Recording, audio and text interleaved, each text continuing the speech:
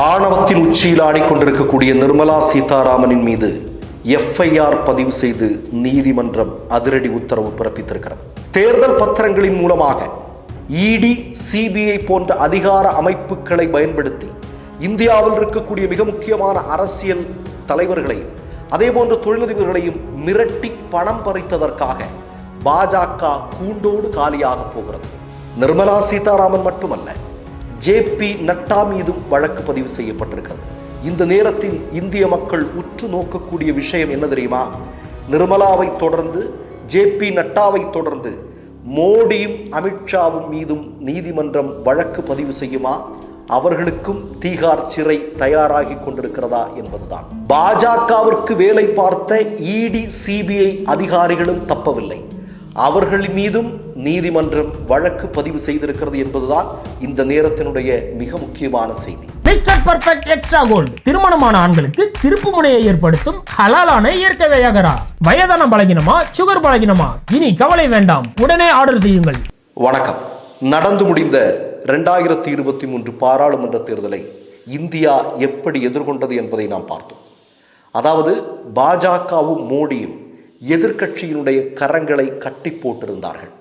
இடி, சிபிஐ பயன்படுத்தி எத்தனை தலைவர்களை சிறையில் அடைத்தார்கள் என்பது தெரியும். தேர்தல் ஆணையம் எப்படி பாஜகவிற்கு உதவி செய்தது என்பதெல்லாம் தெரியும்.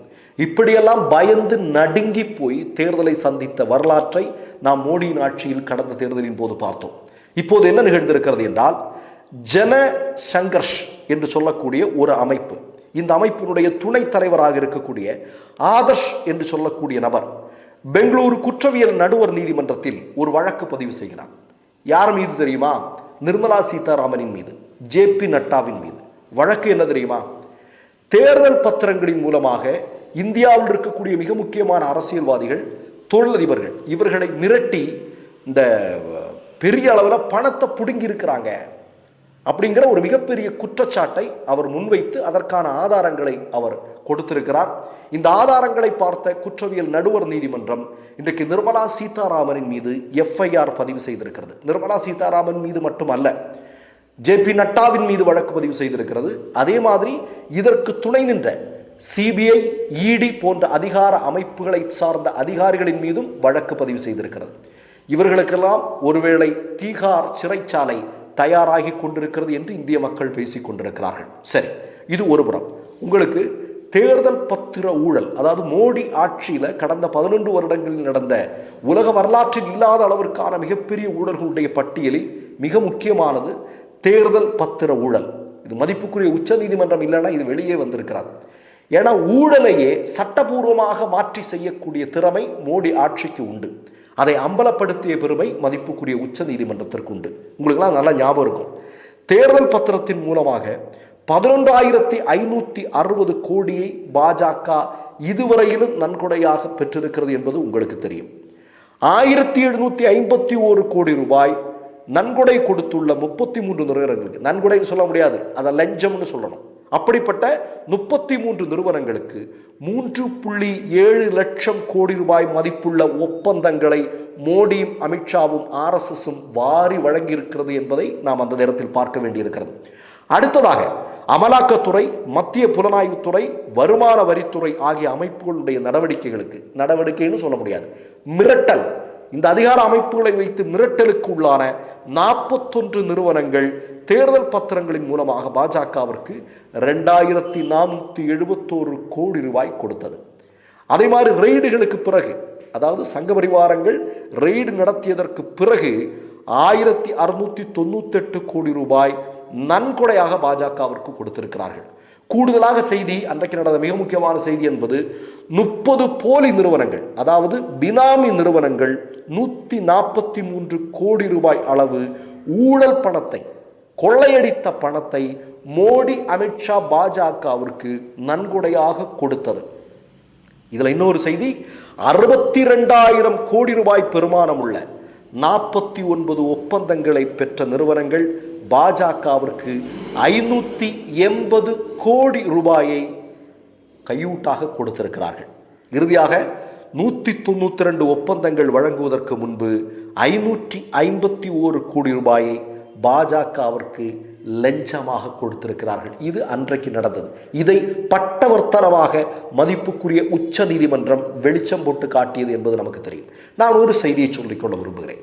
இந்த இடி சிபிஐயை பயன்படுத்தி மோடியும் அமித்ஷாவும் RSSம் சேர்ந்து எத்தனை தலைவர்களை கைது செய்து சிறையில் அடைத்தார்கள் இல்லையா? 6 மாதமாகி சிறையில் இருந்தவர்கள் இருக்கிறார்கள், 1 வருடமாக சிறையில் இருந்தவர்கள் இருக்கிறார்கள்.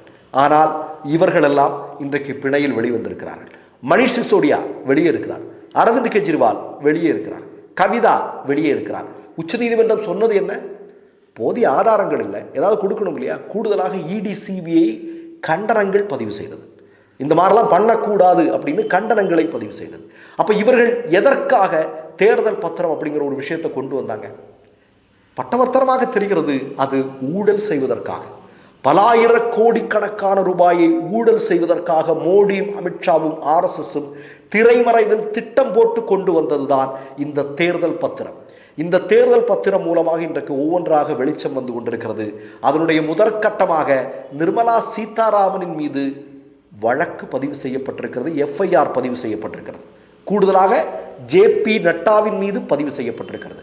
அது மட்டுமல்ல, இதற்கு துணை நின்ற CBI ED என்று சொல்லக்கூடிய துறைகளை சார்ந்த மிகப்பெரிய அதிகாரிகளின் மீதும் வழக்கு பதிவு செய்யப்பட்டிருக்கிறது.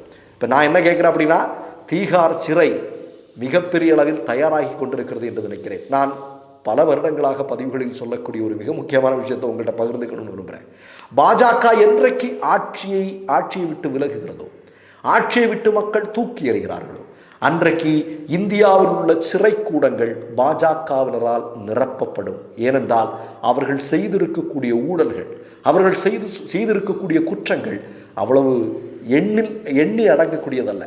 அந்த அளவிற்கு எண்ணிலடங்கா குற்றங்களை செய்து வைத்திருக்கிறார்கள் இவர்களுடைய மேல்மட்ட தலைவர்கள் முதல் கீழ்மட்ட தலைவர்கள் வரையிலும் சிறைக்கு செல்வார்கள் என்பது உறுதி. இது நான் மட்டுமல்ல, இந்தியாவில் இருக்கக்கூடிய பெரும்பாலான மக்கள் நம்பிக்கொண்டிருக்கிறார்கள். சாதாரண விஷயமாங்க.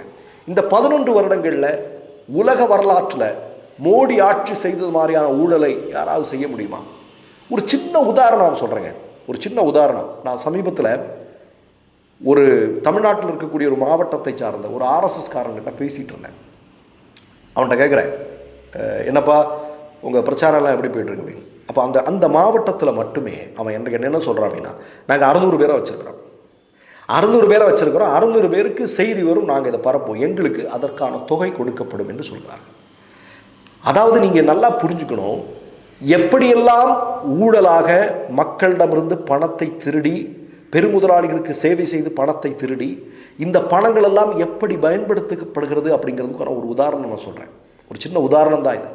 ஒட்டுமொத்தமாக நான் சொல்லிக்கொள்ள விரும்புகிறேன், இவர்கள் கட்சியும் கட்சியை சார்ந்த தலைவர்களும் சிறையில் முடக்கப்படும் காலம் வெகு தொலைவில் இல்லை. மற்றொரு நிகழ்வில் சந்திப்போம். நன்றி, வணக்கம். மை நேம் இஸ் ரெட் சேனலை சப்ஸ்கிரைப் பண்ணிக்கோங்க. அதுக்கப்புறமா பக்கத்தில் இருக்கிற ஜாயின் பட்டனை கிளிக் பண்ணீங்கன்னா ஒரு நியூ பேஜ் ஒன்று ஓப்பன் ஆகும். அதுலயும் ஜாயின் பட்டனே கிளிக் பண்ணிக்கோங்க. அதுல பாத்தீங்கன்னா credit R debit card options இருக்கு. இதுல உங்களுக்கு விசா, மாஸ்டர் கார்டு, ரிப்பே அப்படின்னு 3 ஆப்ஷன்ஸ் கொடுத்துருக்காங்க. அதுல நீங்க எந்த கார்டு சூஸ் பண்றீங்களோ அந்த கார்டோட நம்பர் என்டர் பண்ணிக்கோங்க. அப்புறமா கார்டோட வேலிடிட்டி மந்த் அண்ட் இயரை டைப் பண்ணிக்கோங்க. அடுத்தபடியா உங்க கார்டோட பின்னால CVC கோடுன்னு சொல்லிட்டு 3 நம்பர்ஸ் கொடுத்துருப்பாங்க. அந்த நம்பர் இதுல என்டர் பண்ணிக்கோங்க. அப்புறமா அட்ரஸ் அண்ட் இன்ஃபர்மேஷன் என்டர் பண்ணிட்டு பைங்கிற பட்டனை கிளிக் பண்ணிக்கோங்க. ஒருவேளை உங்க கார்டு நம்பர் இன்வாலிட்னு காமிச்சிச்சுன்னா உங்க கார்டுல இன்டர்நேஷனல் யூசேஜை எனேபிள் பண்ணுங்க.